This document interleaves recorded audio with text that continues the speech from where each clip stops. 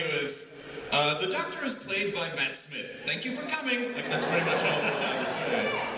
But, so tell us a little bit about traveling to Utah and what it was like. I mean, the first time that the Doctor's actually come to America. Set foot on American soil. Yeah, oh, it's great. You know, I mean, it's just a totally different scale here. I mean, you realise why wide lenses were invented for filmmaking, because it's so big. Over in the UK, we use wide lenses to make things look bigger. Over here, we use it just to get the big things into shot. You know, it's just huge. And Monument Valley is that one of those great sort of iconic landscapes that we've seen in so many things. And I needed to say in one shot where we were, that we weren't cheating, we weren't somewhere in Europe, we weren't somewhere in Spain pretending to be America. We were in America, we're doing this for real.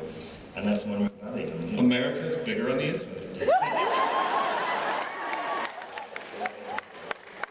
And then Mark Shepard, who, I mean, geez, Mark, why don't you just be on every great sci-fi show ever? My career's not over yet, thank you. How did you get involved with Who?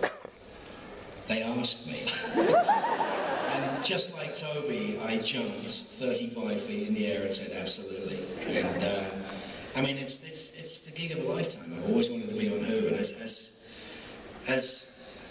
I got a little bit further up in my career, I was, you know, oh, maybe I'll get closer. And then Doctor Who just kept getting bigger and better and bigger and better. And I was like, I'll never get a chance to do this. And when the call came, I was like, oh, with bells on, I will be there in seconds.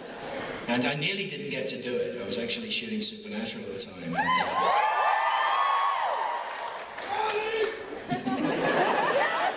a couple of people have seen that. Yep. And the wonderful producers Who, you know, there was a date conflict, and suddenly somebody turned around and said, well, are you working right now? And I went, well, no, I'm not working for the next 10 days. I said, can you come out tomorrow?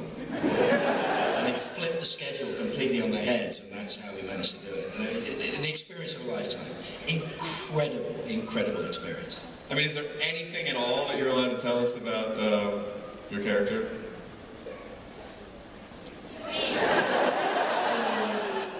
He's American. He's American. I travelled to England to play in America. I travelled to Cardiff to play in America.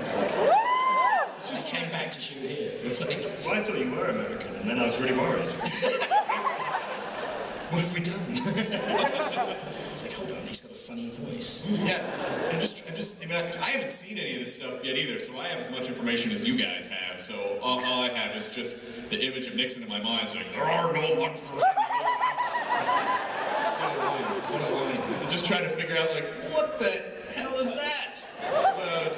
So, I mean, what, were all the actors, who's the guy who's playing Nixon? Stuart.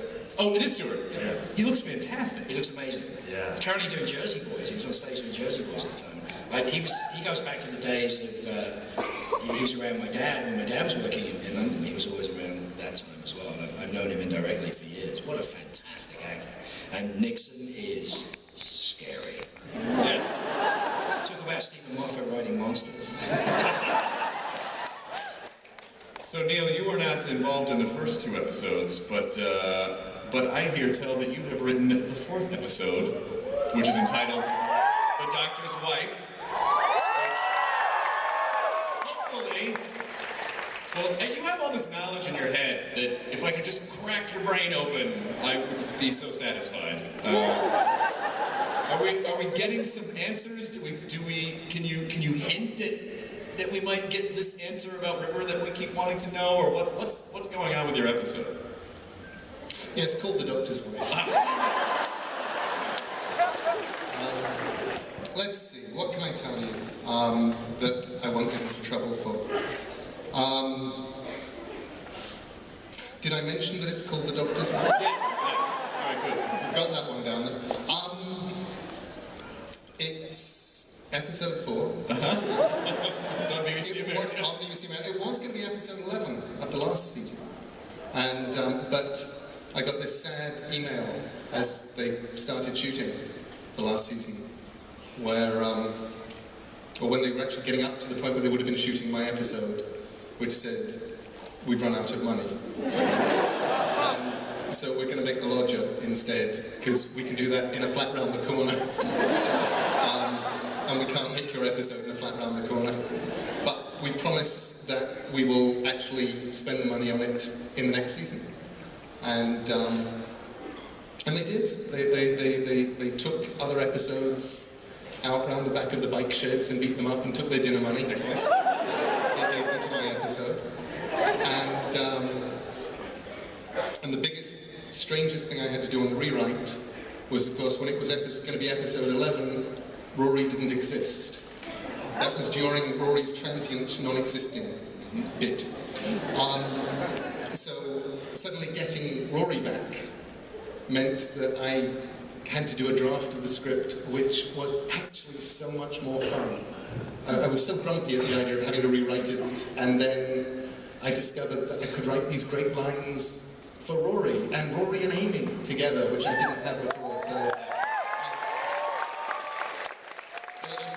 one of my favourite bits, just that whenever I see the episode, it makes me smile because it's something that I always wanted to say and couldn't have done without Rory, is a bit where Amy tells Rory off for leaving. She tells Rory off for leaving the Doctor on his own, and Rory said, "Well, he's a Time Lord. He'll be fine." And she looks at him with infinite compassion, and she says, "Rory, it's just what they're called. It doesn't mean he actually knows what he's doing."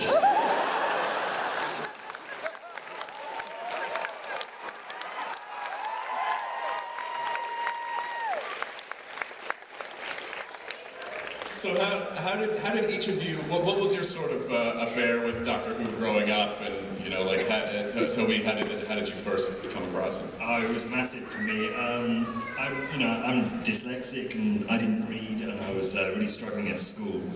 And the likelihood of me doing any reading off my own back was just not going to happen until I picked up a Doctor Who book, and it had Tom Baker on the cover. It had some Daleks. Destiny of the Daleks, and I picked this book up, and it was the first book that I read unassisted from beginning to end, and that was the beginning. So suddenly, but the thing was, you see, then it meant that I had an excuse to buy more Doctor Who books, and my mum would sponsor it, and so I'd come to school and I'd have this little stack of Doctor Who books. After a while, I stopped reading them and just collected the covers, because I like the covers, But I was obsessed about it, and I even had I was just thinking about it last night. I had a Dalek costume. A full Dalek costume? Well, it was from the 60s. I'd found it in an antique shop where I was growing up, and I did this little photo play thing where I painted a Dalek spaceship with me coming out of it in this Dalek costume, my brother shooting at me, and then I exterminated which was very satisfying. Are you giving the plot to the first episode? Obviously the effects have got slightly better. But yeah, and then I used to make Fimo figures of all the bad guys and things like that, and then I kind of, Doctor Who as I sort of grew up, I got more into film and TV and things like that. Doctor Who took a bit of a sideline thing until I, started making the show. Suddenly I realised I had this huge resource of knowledge about the show and kind of about monsters and how to treat those monsters and what I loved about them and what I knew the fans would know about them. And so, yeah. How do you guys, I guess this is for Neil and for Toby, how do you guys work in a universe that essentially has had, 47 years worth of episodes, and, they're just a seemingly infinite number of storylines, and, how do you stay consistent and work within that world? Does someone just tap you on the shoulder and go, well, you can't do this because in this episode this happened, and how do you write like that? Okay, there's a bunch of answers to that, all of which are true. The first one, which is, I saw my first episode of Doctor Who, I was 3.5, and it was William Hartnell. Oh wow! And he wasn't really my Doctor. I was sort of a bit scared of him. I was as much scared of him as I was of the monsters. But Patrick Troughton, by the time I was about 6, was my Doctor. I loved him. But I watched Doctor Who back then, whenever I could, and it was formative. Somebody this morning, in one of the interviewers, recording things into your face and asking you strange questions, and somebody said to me, well, you always write about mythoses, and mythologies, and you write about mythologies, so is there a mythology in your show? And I'm saying, well, yeah, but before I ever discovered the Egyptian